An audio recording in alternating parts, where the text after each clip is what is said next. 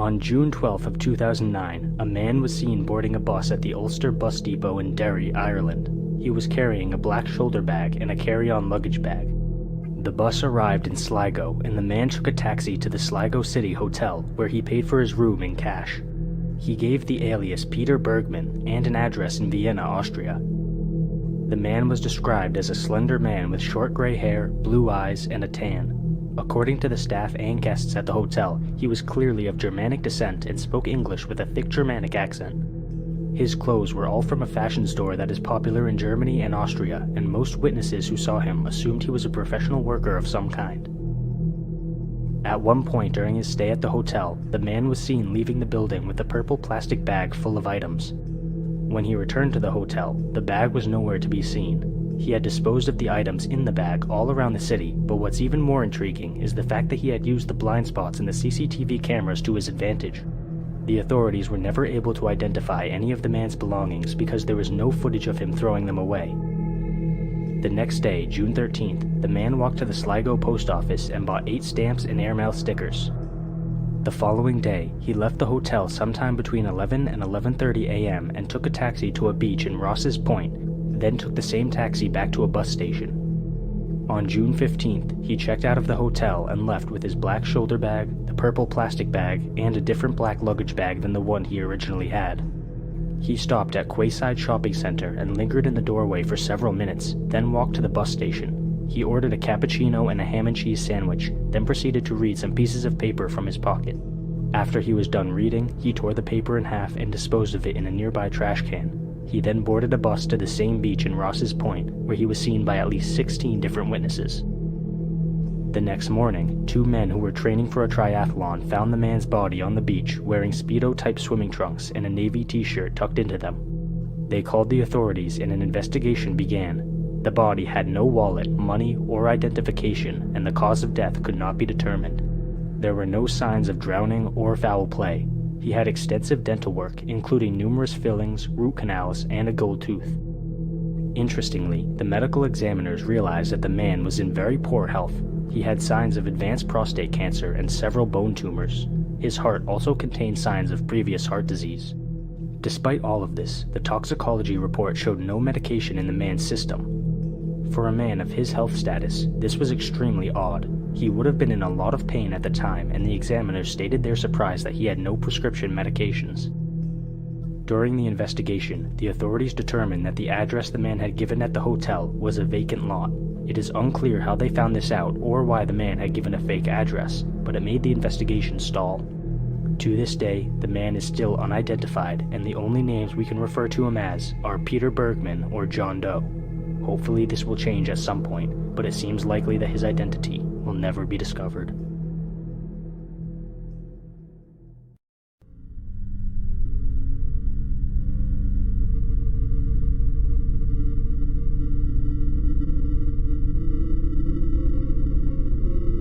Lavina Lynn Johnson's father, John Johnson, was a service veteran, and his daughter decided to follow in his footsteps. Lavina enlisted in the Army immediately after graduating high school and became an E3 private first class in the United States Army, an achievement that anyone would be proud of.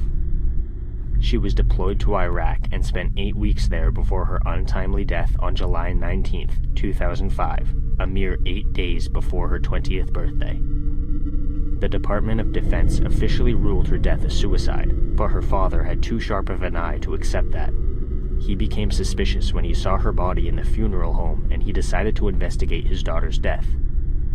At first, the Army refused to release any information regarding the case, but they eventually did so under the Freedom of Information Act. The autopsy report indicated some things that made it extremely unlikely for Lavina's death to be a suicide. Her nose had been broken, she had a black eye, some loose teeth, burns on her genitals from a corrosive chemical, and a gunshot wound to the mouth that apparently seemed inconsistent with suicide. Furthermore, bloody footprints were found outside Lavina's quarters. One of the most prominent theories on this case is that Lavina was the victim of a sexual assault. The burns suggest that whoever was responsible for her death was most likely attempting to destroy the evidence of their horrific act. Unfortunately, the Chief of Public Affairs for the United States Criminal Investigative Command for the Army, has said that the case remains closed as far as they are concerned. An online petition was created at one point to launch a new investigation on Lavina's death, but the petition closed in 2008. In 2011, the Cold Case Investigative Research Institute chose Lavina's case as their case for an investigation. They neither agreed with nor disputed the Army's findings. The unfortunate truth is that we will most likely never see justice in this case, which is gut-wrenching for Lavina's family. In 2010, a documentary about her family's struggle for justice was made, showcasing the reality of their situation, although I'm sure the film could never possibly portray the emotional turmoil perfectly. The most we can do is keep Lavina's memory alive and continue to push for justice, not only in this case, but in any case that seems suspicious. One thing we can say for certain is that Lavina was a true American hero, and thinking about her case makes my blood boil. November 29th of 1970. A man and his two daughters were going for a hike through the foothills of Isdalen, the ice valley in Norway.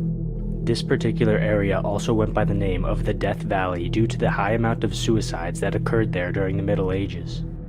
At some point during the hike, one of the daughters noticed a burning smell. She walked towards the scent and discovered the burnt corpse of a woman. The group quickly left the area and notified the authorities. The police began their investigation and took note of the position of the woman's body. Her hands were clenched right next to her torso in a supine position. They also noted that there were no signs of a campfire nearby. The front of the woman's body had been the most heavily affected by the fire, and her face was completely unrecognizable. Even if she had any family or friends looking for her, they would never have been able to identify her. Near the body, investigators found an empty liquor bottle, 2 plastic water bottles, a plastic passport holder, rubber boots, a wool jumper with a scarf, nylon stockings, an umbrella, a purse, a matchbox, a watch, 2 earrings, and a ring. Beneath the woman's body was a hat with traces of petrol, and around the corpse were traces of burnt paper. The labels on all of the items I listed had been removed. 3 days after the start of the investigation, the authorities found 2 suitcases that had belonged to the woman in the Bergen railway station. 100 Deutschmark notes were found in the lining of one of these suitcases. Also inside were clothes, shoes, wigs, makeup, eczema cream, Belgian, British, and Swiss coins, 135 Norwegian kroner, maps, timetables, a pair of non-prescription glasses, sunglasses with fingerprints matching the woman, cosmetic products, and a notepad. Much like the items found around the woman's body, all identifying features and labels on these items had been removed. A hospital in Norway performed an autopsy on the body and found several intriguing pieces of information. The woman had died from a combination of 2 factors. First, she had been incapacitated by a medication called phenobarbital, which you might have heard referred to as luminol. Second, she had succumbed to carbon monoxide poisoning. Her lungs were full of soot, suggesting she was alive while the flames were engulfing her body. Her neck was bruised, indicating that she either fell or was struck by someone else. An examination of her blood and stomach revealed that she had consumed somewhere in the range of 50 to 70 of the luminol pills, and 12 more of these pills had been found next to her body. During the autopsy, her teeth and jaw were removed because of her unique dental work. Samples of her tissue and organs were also collected. The authorities appealed to the public for information on the mysterious woman. As it turns out, she had last been seen alive on November 23rd when she checked out of the Hotel Hordenheimen. The hotel staff told the police that she had been an attractive woman with dark brown hair and small brown eyes. According to them, she had kept to herself during her stay at the hotel, and her behavior seemed defensive, as if she was on guard. When she checked out, she paid her bill in cash and requested a taxi. After this, her movements are unknown. The notepad that the authorities had found in the woman's suitcase was under investigation this whole time, but the entries were all in code. Thanks to the skills of the investigators, the code was eventually broken, and a brand new set of cryptic clues was revealed.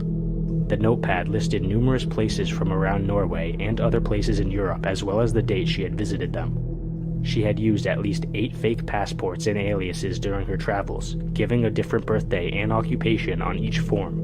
The one detail that was consistent across all the forms was that her nationality was Belgian. Following this, it was also discovered that the woman had stayed in several different hotels in Bergen, Norway, and she was known for changing rooms.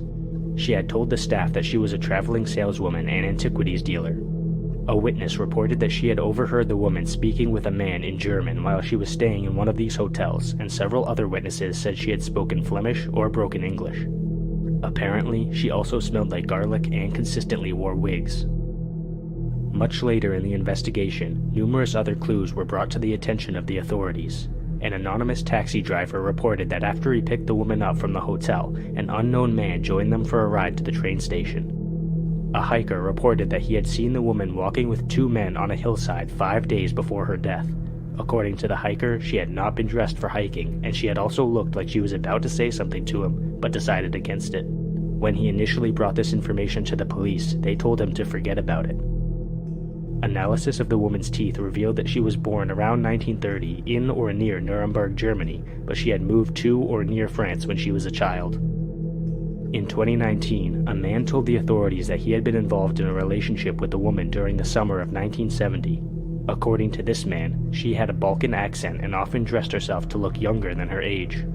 She refused to share any personal details about herself and would frequently take phone calls from abroad.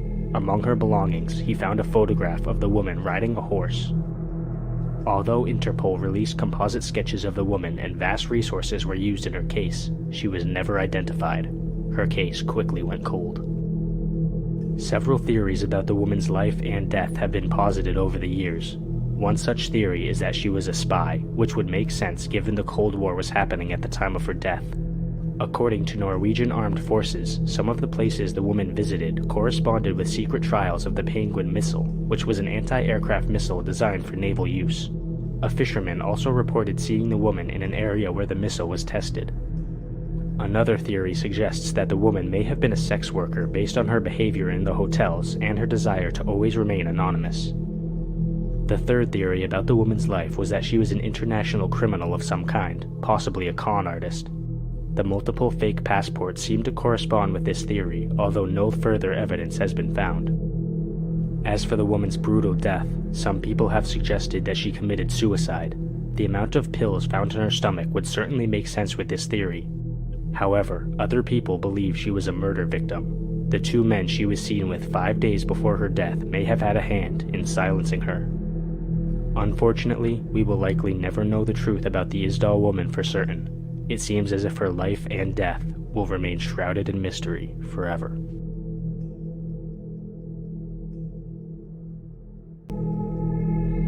Alfredo Jimenez Mota earned a degree from the Universidad de Occidente for communications. While he was still a student at the university, Jimenez began a career as a reporter. His main focus just so happened to be crime. In 2004, he joined El Imparcial, where he wrote stories that exposed criminal activity. Many of these stories were so dangerous that his editors did not even want to print his byline for fear of retaliation, but he insisted on being given credit for his work. Jimenez began investigating the Mexican government's involvement with drug trafficking in the state of Sinaloa, which included notorious drug bosses like El Mayo and El Chapo. He ended up receiving numerous death threats from an anonymous source that caused him to be on high alert at all times. On April 2, 2005, Jimenez noticed that he was being followed and photographed. He went to a restaurant in order to surround himself with other people and waited until he could find a safe way back to his office. Jimenez had planned to meet up with some friends for drinks later that same night, but he never arrived. He has never been seen again. Because of the unstable nature of Mexican law enforcement, especially surrounding a man who spent a good portion of his career investigating their corruption, accounts of this case are jumbled and contradictory. One account states that there is a letter with the location of Jimenez's remains, which is a cartel safe house in Villa Itzon. A different account states that two women who were kidnapped victims of the cartel escaped and reported that they overheard their captors talking about Jimenez. These men apparently also mentioned that safe house. Unfortunately, it's unclear if either of these accounts are true, and the remains of Alfredo Jimenez Mota have never been found to this day. Jimenez's death is hardly surprising given the sheer amount of suppression that happens in Mexico. The country ranks 11th on a list of countries that silence the most reporters. It's also the #1 Latin country in cartel-related murders of journalists. It's sickening to think that Jimenez was murdered simply for being courageous enough to speak out against organized crime. Mexico, and the world by extension, need more people like Alfredo Jimenez Mota to stand up for themselves. Unfortunately, in places where organized crime is that powerful, it's a very dangerous thing to do.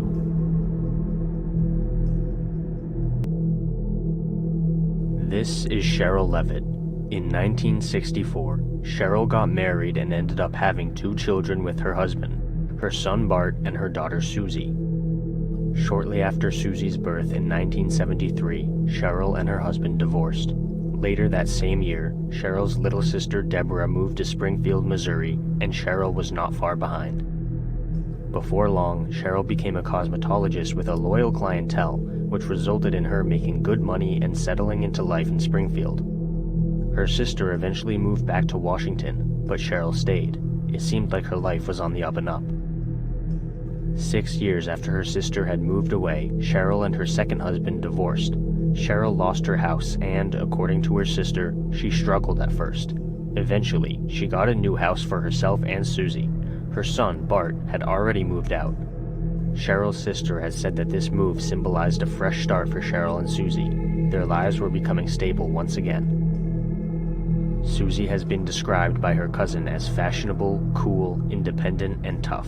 She was also said to be extremely close to her mother, and she even wanted to pursue cosmetology, following in Cheryl's footsteps. In 1992, Susie graduated high school. Her cousin and aunt both wanted to celebrate with her, but her cousin had joined the Navy and was called back to base.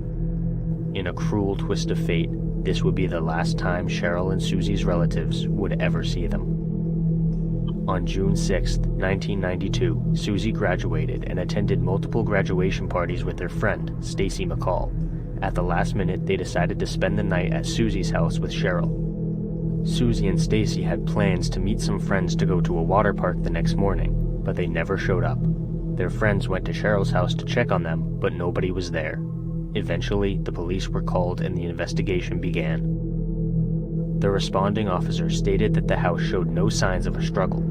However, the 3 women's personal property was all still accounted for. Nothing had been stolen, not their purses, money, clothing, keys, or cigarettes. Even the family dog was still present. Because of this, the immediate theory was that the 3 women had been abducted.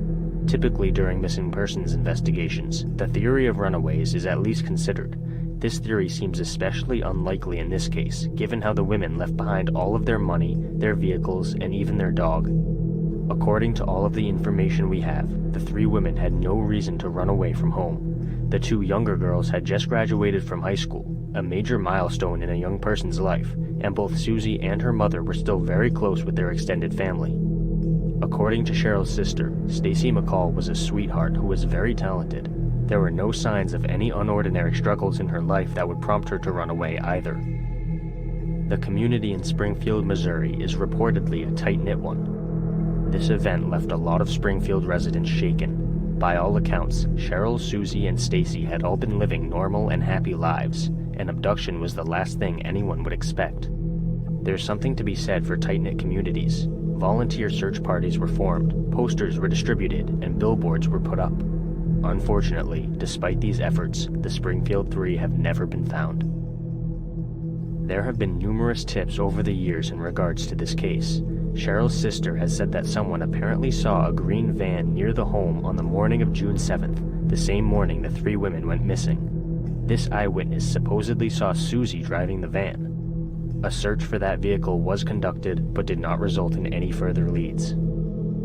The biggest lead came from the arrest of a man in 1988. Robert Cox had murdered a Walt Disney World employee while on vacation in Florida. In 1989, Cox appealed his conviction on grounds of insufficient evidence, and he was released from prison. He was living in Springfield, Missouri in 1992 when the Springfield 3 went missing. In 1995, he was arrested a second time, this time for holding a child at gunpoint. Thankfully, this second conviction did not end in his release. In 1996, a reporter named Dennis Graves interviewed Cox in prison, where he stated that he knew the Springfield 3 were dead. He said that it wasn't his theory, but that he knew for a fact. He also said that he was at home in bed on the night of the abduction. Charges were never filed against Cox for this case, although he is still currently serving a life sentence for a different crime. Cheryl's sister believes Cox was responsible for the disappearance. These three women have still never been forgotten about to this day. Almost every year, Springfield has a vigil for them. What do you think? Do you agree with Cheryl's sister that Robert Cox was responsible for this disappearance? What about any other theories? The unfortunate truth is that we will likely never know what happened for sure.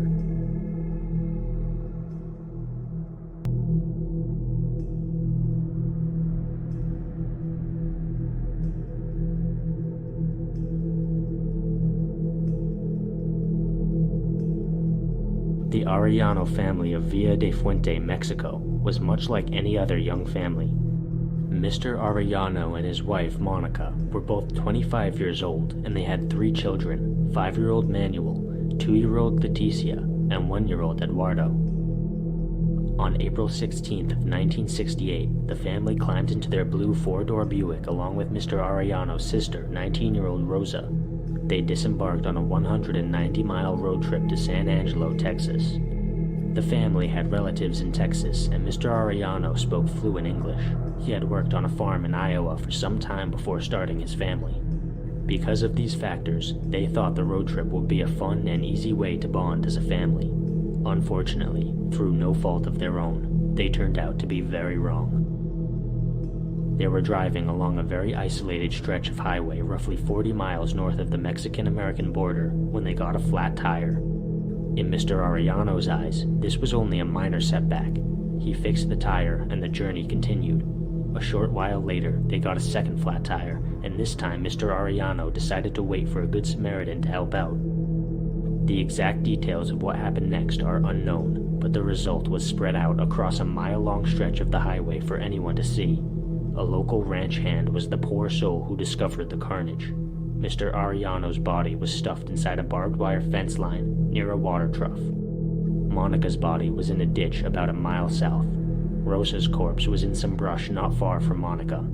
The children were scattered throughout the rocks and shrubs near their father. Leticia had been shot twice between the eyes, but was still alive when she was found. Tragically, she died 2 days later. Manuel had been shot in the head and stabbed. Amazingly, he survived the ordeal, although he had to undergo several brain surgeries. When he had recovered enough to speak, he told the police that a white man who he described as a big cowboy had been helping his father, but then suddenly killed him. The perpetrator had taken the family to a service station before committing the massacre, so the authorities were able to distribute a sketch of the perp based on the information they gathered from the station. He was reported to have been driving a pickup truck and wearing a straw hat. The Ariano's family car was found 8 miles south of the carnage, still sporting a flat tire. The .22 caliber firearm the perp had used was never found. The authorities gathered physical evidence from the scene, but the case quickly became cold. Years later, a tip renewed interest in the case, but the police determined the source was not reliable. They tracked down both Manuel and the ranch hand who had found the bodies, and neither of them could provide any new leads. To this day, the Ariano family massacre is still unsolved. In an attempt to give you just a little bit of hope in the aftermath of such a horrific case, Manuel is now about 59 years old. As of the most recent articles that mention him, he is working in the financial industry and has a family of his own. I'm sure he is still haunted by the incomplete memory of that fateful day, but at the very least he has been able to start a good life and surround himself with loved ones. Hopefully he can also get justice at some point in the future, although I don't think it's very likely.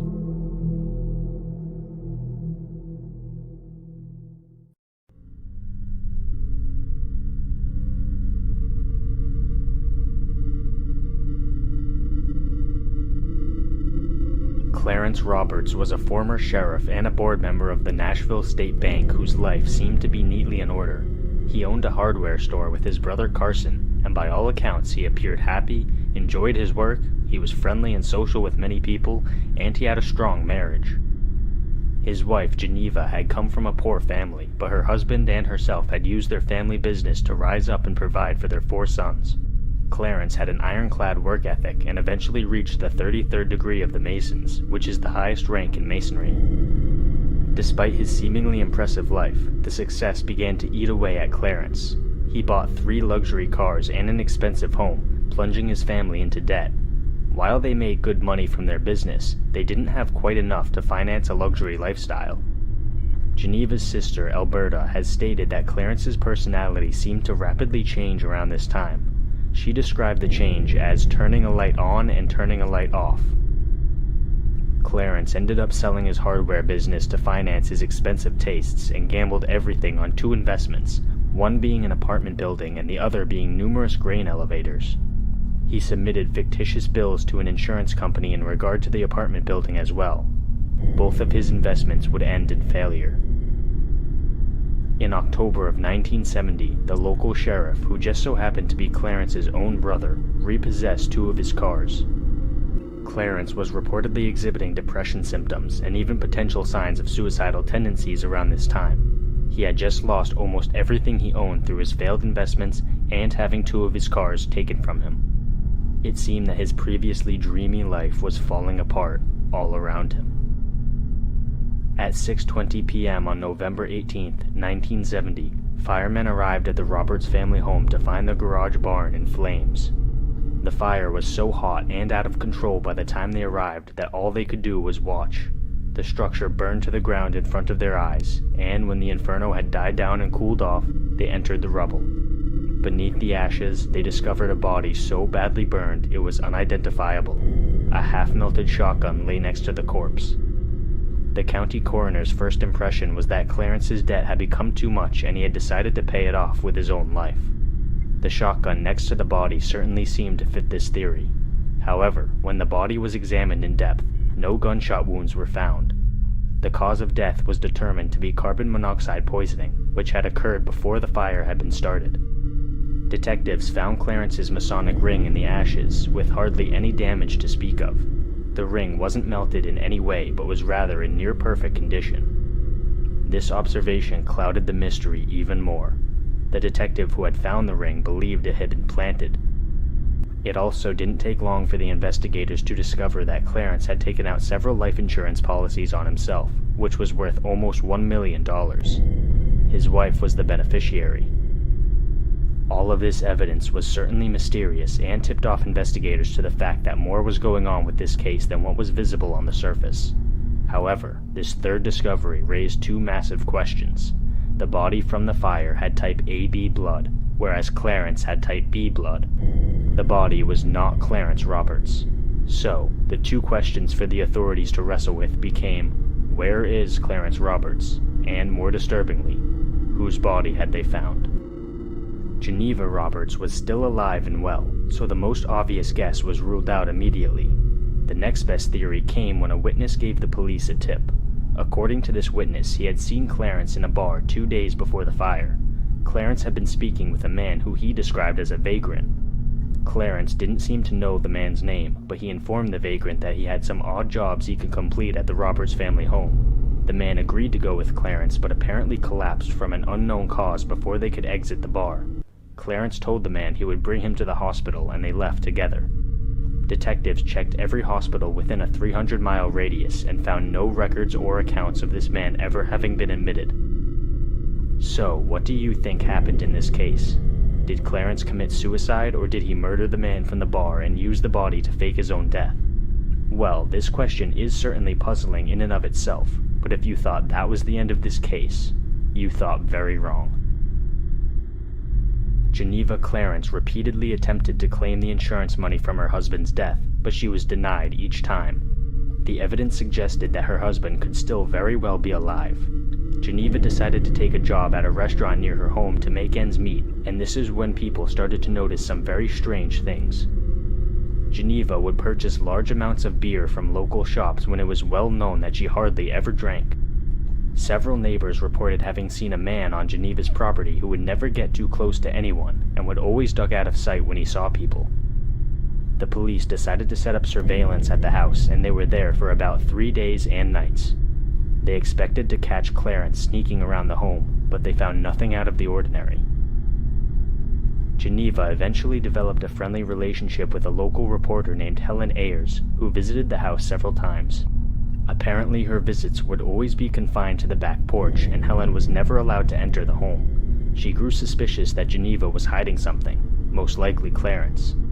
Helen spoke with Clarence's sister, who lived in the house adjacent to the Roberts family home, and she said that she could hear Geneva talking to a man, but the man's voice did not belong to Clarence. Geneva never mentioned living with a man, and all hope of prying the truth out of her was cut off on November 29, 1980, when her house went up in flames. Along with the firemen, the detective who had been working on Clarence's case arrived at the scene. When the fire had burned itself out and cooled off, he searched the debris. He found Geneva's body amongst the ashes, and it was removed and sent to the funeral home. To the horror of everyone involved, Geneva's was not the only body in the house. The second body was identified as Clarence Roberts. This second fire was clearly a case of arson. Detectives believed turpentine had been used as an accelerant, and they could trace the burn marks throughout the house. The only question was, who set the fire? Some people believed it had been Clarence. Maybe he wanted Geneva and himself to die for some unknown reason. Others believed it had been a third party, perhaps the unknown man who had been spotted around Geneva's property. To this day, this case remains a convoluted mystery for everyone who dives into it. 2 fires claimed 3 lives, but there is still disagreement on exactly who those lives belong to. Hopefully the truth will be uncovered before long.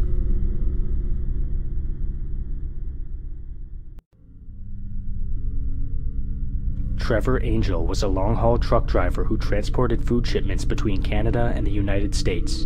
He would drive meat shipments to America and produce shipments back to Calgary, Canada.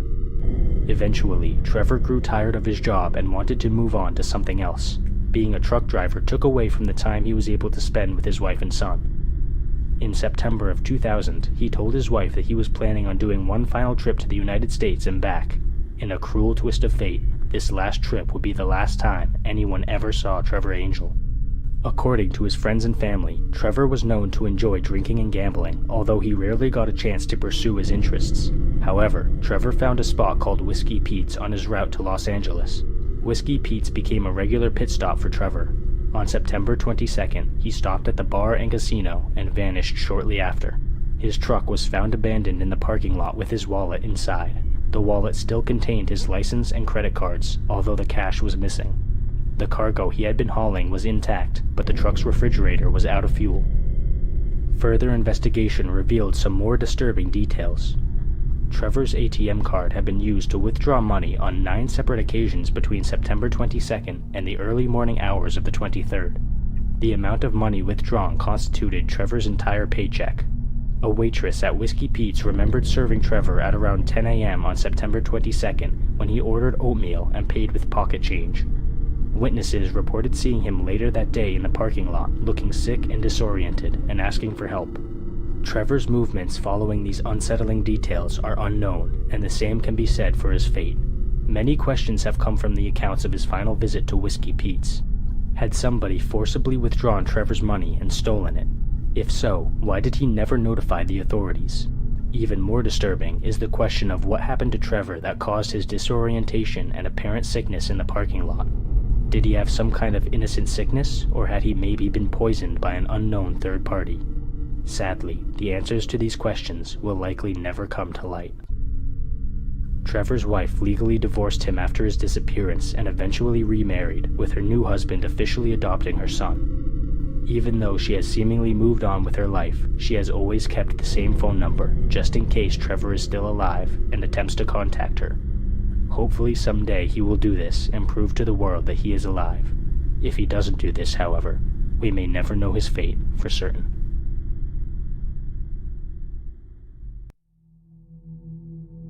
Brooklyn, New York City, 1995. A neighborhood called Brighton Beach was known for having a large Russian population, and the community's favorite pastime was boxing. 31-year-old Sergey Kozev was a 195-pound cruiserweight who had only ever lost one fight. Sergey was well-educated, had a military background in Russia, and he was well known in Brighton Beach. His trainer said that he was using boxing as a means to improve himself. Sergey's girlfriend had a son from a different partner, and her son looked up to Sergey, who had taught him how to throw a punch, but also taught him to never use violence for the wrong reasons. By all accounts, Sergey was a well-respected and beloved man within his community, which makes what happened next all the more shocking. On November 8th of 1995, Sergey mysteriously vanished without a trace. Police checked hospitals and the morgue to no avail. They spoke to a mechanic who had been working on Sergey's car, and the mechanic stated that Sergey had left a happy man. Police eventually learned that Sergey had a side hustle at a bar called Paradise, where he worked as a bouncer. When the authorities interviewed the employees, they clammed up and refused to share any information. The investigators began to suspect that this was because the employees were afraid of the Russian mafia, which had a very strong presence in the area. The investigators tried to find a link between Sergey and the mafia, but they came up empty-handed. He was not involved with their line of work in any way. 2 leads unrelated to the mafia were generated because of how difficult it would be to prove the mafia's involvement. One was that Sergey had suffered an emotional spiral after losing his first fight in Paris just 2 weeks before his disappearance. However, this theory quickly fell apart when they learned that Sergey had been dead set on getting a rematch. The second theory came after his car was found abandoned in a parking lot. The theory suggested that Sergey may have been carjacked, but this seemed highly unlikely. Random violent street crime was uncommon already, but compound that with the fact that Sergey was an accomplished boxer, and it doesn't seem as if a petty criminal would have targeted him. Finally, the detectives learned that members of a Russian crime group called the Brigade were known to frequent Paradise where Sergey worked. Police interviewed the employees once again, but everyone kept quiet out of fear. It seemed as if nobody wanted to get on the bad side of the Brigade. However, as time went on, numerous different informants came forward to report that there had been an altercation between Sergey and a group of rough-looking men at Paradise. Apparently, Sergey had been told to throw out the men after they had a violent confrontation with the bar's house band. When the police questioned a band member about his broken nose, he told them it wasn't from a punch, but rather he had fallen. The lack of openness led to Sergey's case going cold. Eventually, after years of investigating Sergey's disappearance with no success, a group of men were arrested in a RICO sting operation. One of these men was Alexander Spachenko, a high-level mobster who was described as a monster of a human being. Spachenko agreed to be a federal witness in exchange for protection for his family. After the deal was struck, Spachenko reportedly said the chilling phrase, "I bet you want to know about the boxer." Spachenko named 3 street-level brigade lieutenants who had been responsible for Sergey's murder. They had been the men Sergey had ejected from the bar on the night in question, and Spachenko had urged them to get revenge for their humiliation. They shot Sergey in the back, broke his neck, and proceeded to bury him in Spachenko's backyard in New Jersey. Sergey's body was dug up and officially identified by the authorities, confirming Spachenko's story. 2 of the men involved had already been arrested for unrelated reasons, and they were both found guilty and sentenced to life in prison. The 3rd man had fled the country after the murder, but he was apprehended somewhere in Eastern Europe. He was sentenced to 10 years in prison, and he helped the FBI with a financial fraud case after his release. Spachenko entered witness protection with his family.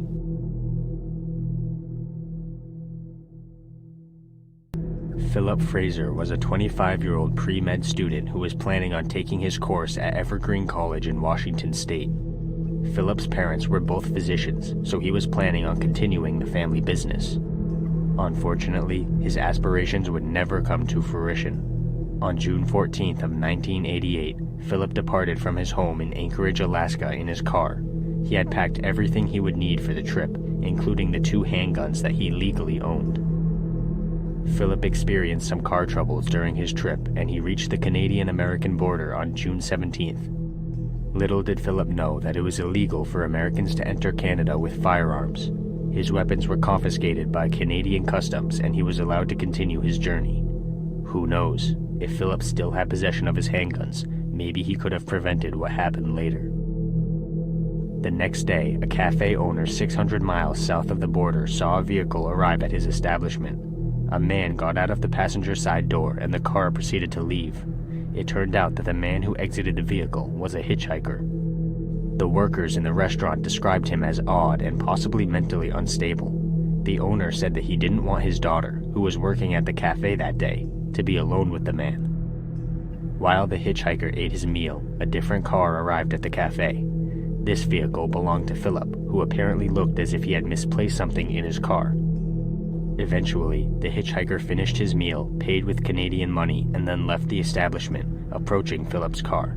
According to the cafe owner, Philip attempted to drive away before the hitchhiker could enter his vehicle, but the man jogged next to the car, opened the door, and entered while it was moving. For some reason, rather than making the man get out of his car, Philip proceeded to drive away with the man. This would prove to be a fatal mistake. 8 hours later, 200 miles further south, a couple pulled over when they saw a stranded motorist on the side of the road. This couple were Eddie and Pauline Olson, who offered to tow the man back to their house and let him sleep in their basement. The man apparently acted very nervous but accepted their offer. The next morning, the man told the Olsons that his parents were both doctors in Alaska and he was traveling to the United States in order to study medicine. Finally, before the man left, he paid the Olsons $20 for their hospitality. However, when he did this, he pulled out 2 wallets instead of just 1. According to the couple, the man was acting very secretively, but they couldn't place their finger on exactly what was going on. The man left to get his car fixed, and 12 hours later, Philip's car was found gutted and burnt at a car wash in Prince George. According to the police, everything had been removed from the vehicle before it had been set on fire. To this day, none of Philip's possessions have ever been found. Philip's body, on the other hand, was found roughly 70 miles away from the Olsons' home. The leading theory on this case is that the hitchhiker, whoever he was, murdered Philip after leaving the cafe and proceeded to assume his identity. Little did the Olsons know that they allowed a killer to sleep in their basement that night. It's unknown how long the hitchhiker used Philip's identity. For all we know, he could still be impersonating Philip to this day. Hopefully we will get some answers and justice before long.